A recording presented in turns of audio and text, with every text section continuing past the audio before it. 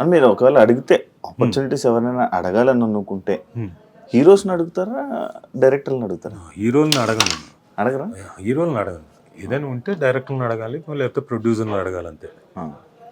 మన ఎందుకంటే మీకు హీరోస్తో బాగా పరిచయం కదా, అందరూ పరిచయం. అందరూ పరిచయం, అదే చాలా మంచి పరిచయం.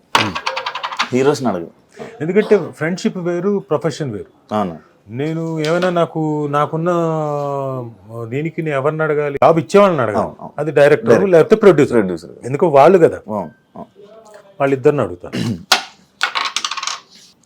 నాకు ఒకసారి ఒక యాక్టర్ అన్నారన్న, అదే సేమ్ ఇందాక పాయింటే, రాజీవ్ కనకాల గారికి ఎలా బతకాలో తెలీదు మన ఇండస్ట్రీలో, ఎవరిని వెళ్ళి నోరిచ్చి ఏది అడగరు, అందువల్లే రాజీవ్ కనకాల గారు స్టిల్ ఇప్పుడు అలానే ఉండిపోయారు. నేను అలాగే ఉండిపోవడానికి ఏం లేదు, నేను బాగానే ఉన్నా. అందరూ ఏమనుకుంటున్నా అంటే నేను అలాగే ఉండిపోయాను. బహుశా వాళ్ళు అనుకుంటున్న ఏంటంటే నేమ్ అండ్ ఫేమ్ వైజ్గా, మనీ వైజ్గా ఇంకా ఎక్కువ వచ్చేదేమో అనుకునే దీంట్లో ఉన్నారు. నాకున్న దాంట్లో నేను సాటిస్ఫైడే. నాకు మంచి క్యారెక్టర్లు వచ్చాయి, మంచి పేరు తెచ్చినవి ఉన్నాయి.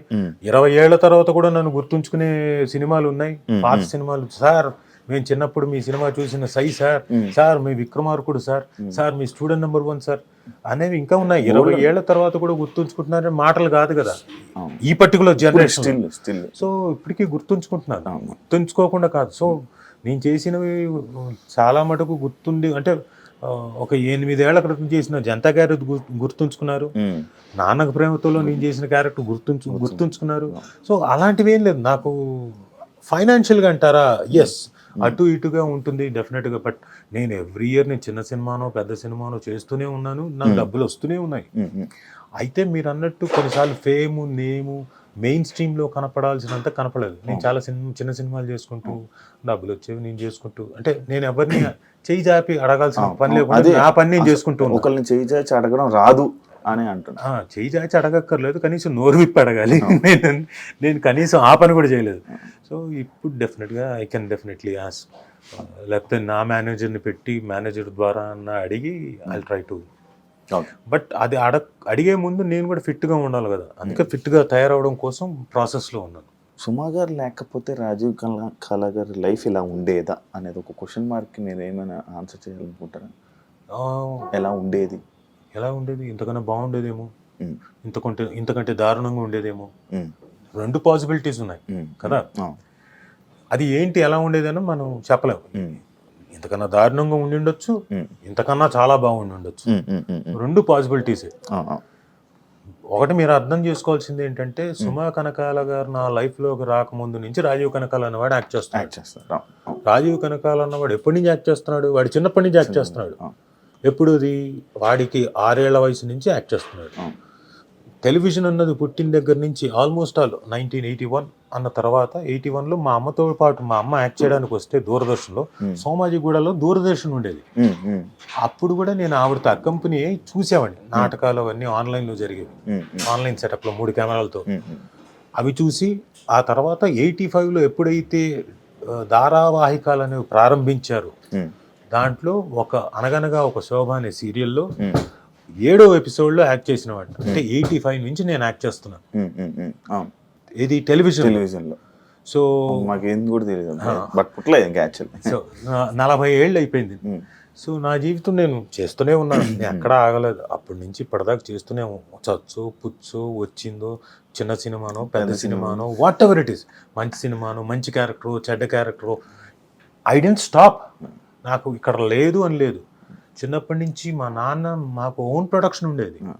ఓన్ ప్రొడక్షన్ మేము చాలా సీరియల్స్ ప్రొడ్యూస్ చేసాము. చాలా సీరియల్స్ దాంట్లో మేము ప్రొడ్యూస్ చేసి దాంట్లో మేమే ప్రొడక్షన్లో మేమంతా పిల్లలం అందరం స్టూడెంట్స్ అందరూ కలిసి సర్వ్ చేసేవాళ్ళం ప్రొడక్షన్లో. అలాగే మేమంతా నాకు లైట్స్ యూనిట్ ఉండేది, నేను హ్యాండిల్ చేసేవాడిని, దాన్ని మోసేవాడిని, లైట్లు ఇవన్నీ పనులు చేస్తూ వచ్చినవాడిని. సో నా స్పాన్ వేరే స్పాన్. యాక్చువల్గా నా జోన్ వేరు, నా తాలూకు నేచర్ కానివ్వండి, నా ప్రదేశం కానివ్వండి అంతా వేరు. నాదంతా ఎంతసేపు ఇన్స్టిట్యూటు, మాకు యాక్టింగ్ ఇదే గోల. మాకు స్కూల్ అయిపోయి వస్తే నేను యాక్టింగ్ క్లాసుల్లోనే ఉండేవాడిని. ఏదైనా ప్రొడక్షన్ జరిగితే అది మానేసి ఈ పనుల్లోనే ఉండేవాడిని. So that is totally different. మీకు సుమా గారు గొడవలు అవుతాయా? చాలా బ్రహ్మాండంగా జరుగుతాయి. అవ్వకపోతే ఇంట్రెస్టింగ్ ఉండదు. ఎప్పుడైనా భేదాభిప్రాయాలు వస్తూనే ఉంటాయి. అది ఇది అని చిన్న చిన్న సందర్భాలే. చిన్న చిన్న సందర్భాలు అన్నీ పెద్దవి కాదు, పెద్ద మ్యాటర్లు కాదు. కొన్నిసార్లు కొన్ని ఎలిమెంట్స్లో కొంచెం అది పెద్దది అవుతుంది తప్ప పెద్ద పెద్ద మ్యాటర్లు కాదు. పెద్ద మ్యాటర్లే అసలు మా మధ్యన అంతగా అసలు పట్టించుకోం. చిన్న చిన్నవే అవి సడన్గా జీవితం డబ్బు ఉంటే చాలా హ్యాపీగా గడిపేయచ్చు అని అంటుంటారు కదా లైఫ్ అని. గొడవలు ఏం అవసరం లేదు. తప్పదే. ఏది డబ్బు ఉంటే చాలా హ్యాపీగా ఉంటుంది లైఫ్. డబ్బు పెరిగే కొద్దీ గొడవలు ఎక్కువ అవుతాయి, అది చూస్తుండే. అదేంటన్నా? అవును, డబ్బు మీకు వచ్చే కొద్దీ బాగా పెరుగుతుంటుంది. ఎందుకంటే మనం కొన్నిసార్లు దుబారా ఖర్చు పెడతాం, లేకపోతే ఇది ఖర్చు పెట్టకూడని చోట ఖర్చు పెట్టేస్తాం, లేకపోతే డబ్బులు ఎక్కువ వచ్చేసాగా కాబట్టి వ్యసనాలకు వెళ్ళిపోతాం, లేదా మనకి ఎక్కువ అయిపోయింది కాబట్టి మనకు ఇంట్లో వాళ్ళకి చెప్పకుండా ఎవరికో ఒకళ్ళకి మనకు నచ్చిన వాళ్ళకి దానాలు చేసేస్తాం. ఇవన్నీ చాలా డిస్టర్బెన్స్లు తీసుకొస్తాయి డబ్బులు ఎక్కువ అయ్యాక. అంతేగా, లేనప్పుడు మీరు ఇవేమీ చేయలేరు. ఉన్న దాంట్లో గంజో లేకపోతే చిన్న ఒక కూరతో రైస్ తిన్నాము, ఇవేగా పెట్టుకుంటారు. పెరిగే కొద్ది ప్రాబ్లమ్స్ వస్తాయి. అది నిజమే యాక్చువల్లీ. అందుకే మిడిల్ క్లాస్ లైఫ్ చాలా బెటర్ లైఫ్. అందుకే మీరు హోమ్ టౌన్ చూడండి, చాలా బాగా ఎంజాయ్ చేస్తారు మిడిల్ క్లాస్ ఫ్యామిలీ. ఆ చిన్న చిన్న ఆనందాలు, ఫుడ్ కోసం ఫాదర్ మదర్ కష్టపడేది చిన్నది, అవును ఎక్కువ కాదు, ఫుడ్ దగ్గర ఆ పిల్లల్ని చదివించి ఇంకో చోటికి ఎక్కడికో పంపించాలనే ఆనందం, వాళ్ళకేదో ఎల్ఐసి కట్టడంలో చిన్నది, అది ఎక్కువ అమౌంట్ కూడా కాదు, ఎక్కువ మొత్తం డబ్బులు మొత్తం ఇవే చిన్న చిన్న ఆనందాలు. ఇవన్నీ ఎంత బాగుంటాయి. ఒకసారి హోమ్ టౌన్ చూస్తే అర్థమవుతుంది. అది మీ లైఫ్లో అయిందన్నా ఎప్పుడైనా ఇలా మంత్లీ అయితే ఇన్ని ఖర్చులు ఉంటాయని ఇలా డివైడ్ చేసి అమ్మో పర్టికులర్ అలా ఎప్పుడైనా సిచ్యువేషన్ ఉందా? 100%. సుమ రాగానే నేను సుమను పెళ్లి చేసుకొని వచ్చిన తర్వాత ఫస్ట్ ఇమీడియట్గా అంతకుముందే మొదలు పెట్టాను నేను. ఎందుకంటే ఎవ్రీవన్స్ లైఫ్ జీరోతో మొదలవచ్చు. ఏది నేను నయా పైసా లేకుండా హైదరాబాద్ వచ్చాను, లేకుండా నేను మొదలు పెట్టాను ఇక్కడ. ఇవన్నీ ఉంటాయి, ఎవరి కష్టాలు వాళ్ళ 100% వాళ్ళ కష్టాలు. అయితే జీరోతో కాకుండా నేను మైనస్ నుంచి మొదలెట్టాను. మా ఫాదరు ఒకనొక ల్యాండ్ కోసం అని చెప్పేసి డబ్బులు ఇంట్రెస్ట్ కోసం తీసుకొచ్చుకొని, బంజారా హిల్స్లో ల్యాండ్ కోసం అని ఇంట్రెస్ట్ కోసం తీసుకొచ్చుకొని 5 రూపాయలు 7 రూపాయలు 10 రూపాయలు వడ్డీలతో 3 రేంజెస్లో అప్పట్లో 88లో తీసుకొని వచ్చి, ఒకటేమో ఏంటి మన ఈనాడు వాళ్ళది మార్గదర్శి చిట్టు ఒకటి కట్టి, దానికి ఇవన్నీ కట్టి దాదాపుగా 50 లక్షలు 60 లక్షలు ఆ రోజుల్లో తీసుకొని వచ్చిన తర్వాత ఆ ల్యాండ్ లేదని తెలిసింది 3 సంవత్సరాల తర్వాత. ఈలోపు ఈ 3 సంవత్సరాలు వడ్డీలు కడుతూనే ఉన్నాం. అసలు సంగతి దేవుడు ఎరుగు, ఓన్లీ వడ్డీలే ప్రతి నెల వచ్చినట్టు కట్టడం. సగం కట్టి ఉంటారు కానీ ఎక్కువ వడ్డీ ఇంట్రెస్ట్. అయితే ఇదంతా ఎప్పుడు తెలిసిందంటే 1992 93 ఆ ప్రాంతంలో. ఇక లేదు ఆ ల్యాండ్ బోగస్ ల్యాండ్, మనకెవరైతే పట్టవారి ఉన్నాడో మోసం చేశాడు, అది లేనే లేదు, అదంతా బోగస్ అనేసరికి మొత్తం పోయింది. అయ్యో, డబ్బు పోయింది. ఇంకా మనం వడ్డీలు కట్టాలి, అసలు కట్టాలి, వడ్డీలు కట్టాలి. ఆ టైంలో ఏంటంటే మా అమ్మ ఒకరోజు ఇంట్లో ఫ్యామిలీ మెంబర్స్ మధ్యన గొడవ జరిగింది. నేను ఎక్కడో నువ్వు ఫోన్ చేసింది, రే జరుగుతాం గొడవ అంటే నేను ఇంటికి వచ్చాను, ఫాదర్ మీదకి ఎవరో మీద రాబోతే చంపేస్తాను ఒక్కొక్కరిని మాట్లాడాము.